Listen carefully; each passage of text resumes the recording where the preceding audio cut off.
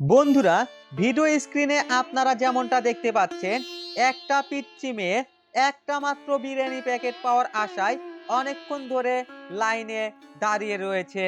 পিচ্চি মেয়েটার আশেপাশের সবাইকে বিরিয়ানির প্যাকেট এবং পানির বোতল দেওয়া হচ্ছে, অথচ পিচ্চি মেয়েটার দিকে কারো যেন নজরই নেই। এই ঘটনাটা দেখার পরে আমার ছোট্টবেলার কথা মনে পড়ে যায়। তারই পরিপ্রেক্ষিতে আমি একটা কমেন্টস করি। ছোটবেলায় আমি একবার ওয়াজ মাহফিলে গিয়েছিলাম। সেখানে আমার ডানে যতগুলো লোক রয়েছে তাদের প্রত্যেককেই খিচুড়ির প্যাকেট দিয়েছে। আমার বামে যতগুলো লোক রয়েছে তাদের প্রত্যেককেই খিচুড়ির প্যাকেট দিয়েছে। আমার সামনে যতগুলো লোক রয়েছে তারা প্রত্যেকেই খিচুড়ির প্যাকেট পেয়েছে। আমার পিছনে যতগুলো লোক রয়েছে তারাও প্রত্যেকেই খিচুড়ির প্যাকেট পেয়েছে, অথচ আমি পাইনি। সেই থেকে আমি ওয়াজ মাহফিলে যাওয়াই বাদ দিয়ে দিয়েছি। আবার মিলাদ মাহফিলেও একই অবস্থা। আমার ডানে থাকা লোকগুলো জিলাপি পেয়েছে, আমার বামে থাকা লোকগুলো জিলাপি পেয়েছে, আমার সামনে থাকা লোকগুলো জিলাপি পেয়েছে, আমার পিছনে থাকা লোকগুলো জিলাপি পেয়েছে, অথচ আমি পাইনি।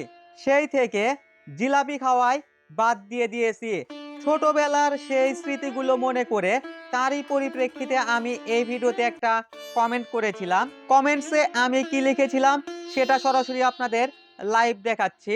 আমি লিখেছিলাম, ছোট বাচ্চা তো দেখতে পাইনি, ছোটবেলায় আমাকে মিলাদের জিলাপি কতবার না দিয়ে চলে গেছে হিসাব ছাড়া, সেই থেকে জিলাপি খাওয়াই বাদ দিয়ে দিয়েছি। আমার কমেন্টসের পরিপ্রেক্ষিতে ৩৫৭ জন রিয়্যাক্ট দিয়েছে, ২৩ জন রিপ্লাই কমেন্ট করেছে। প্রথমে আমি রিয়্যাক্টগুলো দেখাচ্ছি, তারপরে রিপ্লাই কমেন্ট দেখাবো। আমি রিয়্যাক্টের মধ্যে ক্লিক করলাম। এখানে আপনারা দেখতে পাচ্ছেন ৩৫৭ জনের মধ্যে ১৮৪ জনই স্যাড রিয়্যাক্ট দিয়েছে, ৮৫ জন লাইক করেছে, ৭৮ জন হা রিয়্যাক্ট দিয়েছে, ৬ জন লাভ রিয়্যাক্ট দিয়েছে, আর ২ জন রাগান্বিত অর্থাৎ অ্যাংরি রিয়্যাক্ট দিয়েছে। এখন আমি আপনাদের রিপ্লাই কমেন্টগুলো পড়ে শোনাচ্ছি। আপনারা ভিডিও স্ক্রিনে দেখতে পাচ্ছেন জুবায়ের হোসেন নোমান, তিনি লিখেছেন, ভাই লাইনে দাঁড়িয়ে জীবনেও পাইনি, না পেয়ে লজ্জায় পড়ে যেতাম বলে বাড়িতে এসে আড়ালে কান্না করতাম। সেই যে ছোট্টবেলার সময়টাতে কত কষ্ট পেয়েছি, এখন আমার রুহু এসব দেখলে ঘৃণা করে। মোহাম্মদ মামুন, তিনি লিখেছেন সেম। রীতা খাতুন, তিনি লিখেছেন, এখানে দেখছি আমার মতো অভাগা অনেকজনই আছে, আমি তো লজ্জায় আর কখনো যাইনি পরে, কারণ অনেকজন ঠাট্টা করতো যে তোকে দেয়নি, খুব কষ্ট লাগতো তখন। এমডি হৃদয়, তিনি একটা হাসি কান্নার ইমোজি দিয়েছে। এমডি আসাদুজ্জামান দীপু, তিনিও একটি নীরব ইমোজি দিয়েছে। জে এম ইমাম হোসেন পিরোজপুর, তিনি লিখেছে, আমিও ভাই, আমার সাথে হয়েছে ছোটকালে, এখন দেওয়ার সময় নেমে চলে আসি আমার ছেলেকে নিয়ে, এখন বলে নিবি না, এখন বলি তোগরটা তোরাই খা, ছোটকালে যখন না দিত মনে অনেক কষ্ট লাগতো তখন, আমি আজ পর্যন্ত মিষ্টি খাই না। এমডি জাহিদ হাসান লিখেছে, আপনি ভালো করে খেয়াল করেন, গেঞ্জি পরা লোকটাকে বাচ্চাটা খোঁচা মারতেই লোকটা কিন্তু হাতের ইশারায় বুঝাইলো দিচ্ছি, কিন্তু না, তারা লোক দেখানো দান করে ভাইরাল হওয়ার জন্য ভিডিও ফোকাস করছে। যদি সত্যি দানবীর হতো, ভিডিও করার কি দরকার, আল্লাহর সন্তুষ্টির জন্য দান সহযোগিতা করব, সে তো দেখতেছে, তবে কেন ভিডিওর জন্য এত মরিয়া?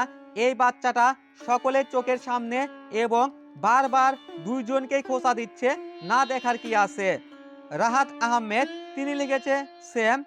ফয়সাল চৌধুরী, তিনি লিখেছে, আমরা দুজন এক ভাই। এস কেবি সাব্বির, তিনি লিখেছে, ভাই কি কইলেন, অনেকদিন হাসি নাই। বিবি হাওয়া লিখেছে, দাওয়াত রইল জিলাপি খাওয়ার জন্য। রিজন আহমেদ বুকুল, তিনি লিখেছে, আমিও ভাই। এম এস মোর্শেদ আলম, তিনি লিখেছে, হাসলে কি পাপ হবে ভাই, খারাপও লাগছে আবার হাসিও পাচ্ছে। মোহাম্মদ ইমরান মাহমুদ, তিনি লিখেছে, হাস্যকর হলেও ভাই সত্যি কথা বলেছেন। এস এ আলিম, তিনি লিখেছেন, আসেন হাত মিলাই, আমি তো একবার কায়েন দেয় দিছিলাম।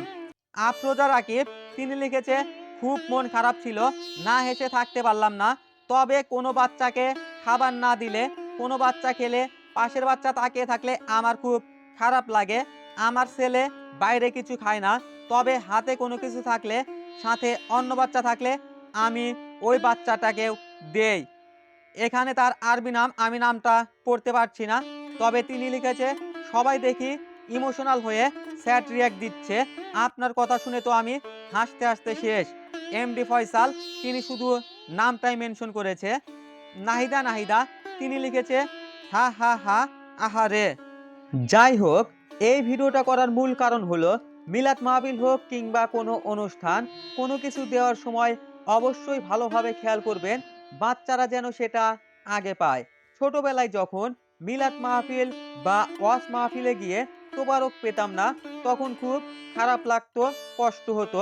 কারণ বাকি সকল বন্ধুরা আবার অনেক বড়রাও খেপাইতো, তোকে দেয় নাই, তখন কষ্টটা আরো দ্বিগুণ হয়ে যেত। তবে বড়দের ক্ষেত্রে ব্যাপারটা ভিন্ন। কিন্তু শুধু বড় হলেই হবে না, বড়দের মধ্যে মনুষ্যত্ববোধও থাকতে হবে। কিছুদিন আগের কথা, একটা বিয়ের অনুষ্ঠানে গিয়েছিলাম।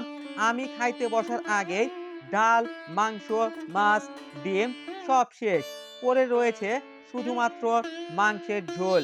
এমন পরিস্থিতিতে অনেকেই চিল্লাচিল্লি শুরু করলো। এখানে আমি চিল্লাচিল্লি না করে কি বললাম, যা রয়েছে সেটাই দেন। যদি মাংসের ঝোলও না থাকে, মরিচ পেঁয়াজ দেন, আমরা মরিচ পেঁয়াজ দিয়েই খেয়ে উঠব। এটাকেই বলে মনুষ্যত্ব, এটাকেই বলে স্যাক্রিফাইস।